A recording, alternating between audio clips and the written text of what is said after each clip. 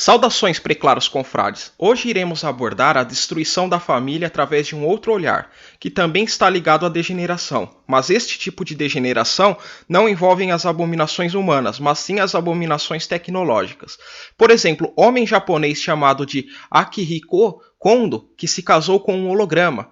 Ou um homem com o nome de Aaron Chaverneck de Las Vegas que se casou com seu celular. Ou então um japonês viciado em videogame que se casou com um personagem de videogame em uma cerimônia no mundo real.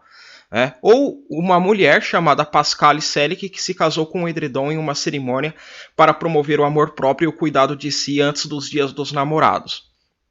Temos muitos outros exemplos que eu poderia ficar horas exemplificando, mas já deu para vocês terem uma noção do que se trata. Além de todos os métodos já divulgados da agenda global para lobotomizar o homem comum, esse é um método que tende a ficar cada vez mais comum na sociedade ocidental, hedonista e individualista.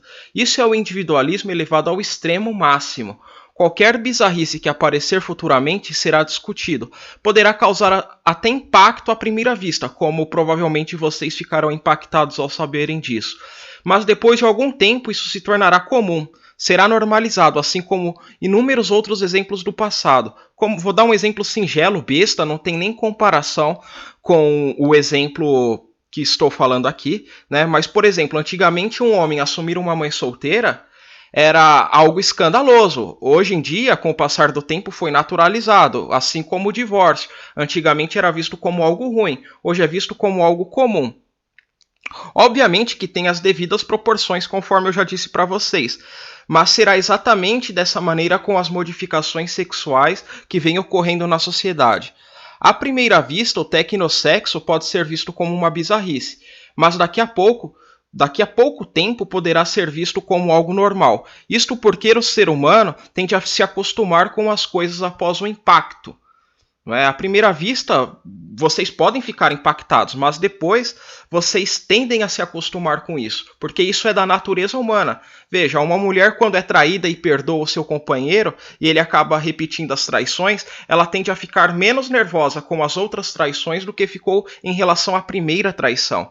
Ou então a mãe que tem um filho que vai mal na escola, com a primeira nota baixa ela se espanta, com as sucessivas notas baixas ela continua não gostando, mas sem tanto espanto como da primeira vez, pois ela já compreendeu que o seu filho é um mau aluno.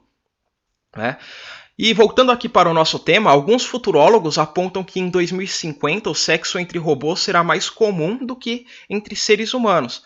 Isso daí o que significa? Isso daí significa que as relações humanas tenderão a ficar mais virtualizadas ou robotizadas em todos os aspectos. Isso se traduz como significado evidente de redução da população mundial.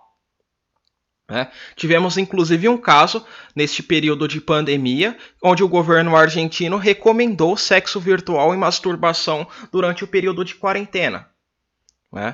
Então, à primeira vista, isso daí foi visto como algo meio anormal. Mas como tem a pandemia, o povo passou a aceitar. Não é um comunicado do governo argentino tão absurdo assim, já que estamos em pandemia. Ou então, as relações humanas diminuirão drasticamente. Aliás, isso já existe no Japão. O que lá é chamado de hikikomori, que são os jovens que vivem sem sair dos seus quartos. Normalmente, as pessoas que vivem nessas condições no Japão também estão atreladas ao sofrimento psicológico. Então, a gente vê, com o desenvolvimento tecnológico que estamos vendo no presente momento, e isso será cada vez mais intensificado, que sempre vem acompanhado de doenças psicológicas. E os países mais ricos e desenvolvidos tecnologicamente são os países que mais têm casos de depressão, de síndrome do pânico. Por exemplo, eu não fiz pesquisa sobre isso, mas creio eu, isso daí é uma opinião pessoal, um chute, a olho nu, pelo que eu vejo das notícias, o seguinte: pessoas do Japão, pessoas da Coreia do Sul, essas pessoas têm muito mais problema de socialização, problemas psicológicos que, por exemplo, pessoas do continente africano, onde ali tem muito mais miséria, mas eles aparentemente têm muito menos problemas psicológicos do que as pessoas de países tecnologicamente desenvolvidos. Mas isso que eu quero dizer com tudo isso? Eu quero dizer que nós teremos uma transformação, não apenas nas relações de trabalho, mas também uma transformação no instinto natural do homem. Llegó el momento de conocer a ese hombre en Colombia que se divorció de su esposa para casarse con una muñeca inflable. Él asegura que ella le da algo que ninguna otra mujer le da. Y aquí van a escuchar por qué.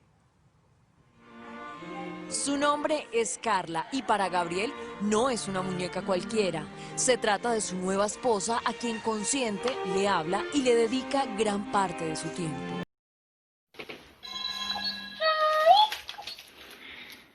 ミクさん大好き。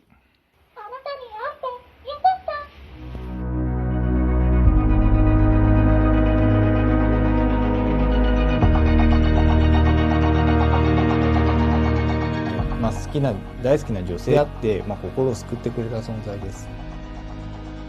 社会にはこういう形が幸せなんだよっていう、一つのテンプレートみたいなのがあるじゃないですか。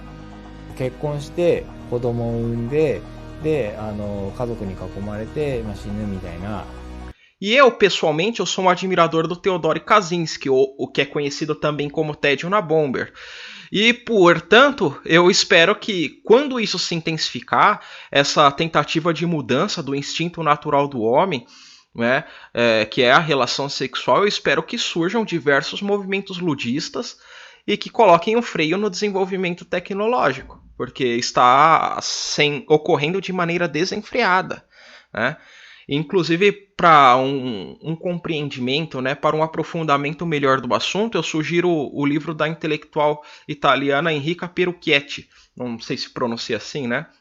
O nome do livro dela é Cyber-Homo, da inteligência artificial ao híbrido homem-máquina. Colocarei a capa do livro aqui na edição. Estamos juntos, pessoal, se inscrevam no canal e até mais.